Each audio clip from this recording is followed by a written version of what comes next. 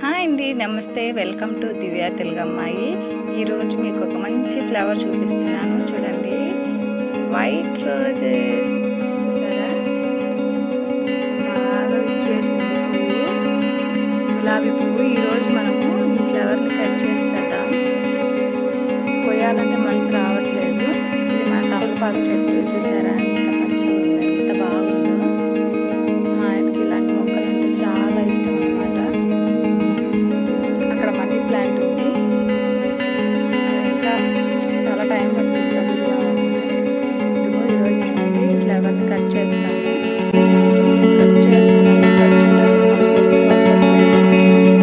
Cut చేస్తున్నాను.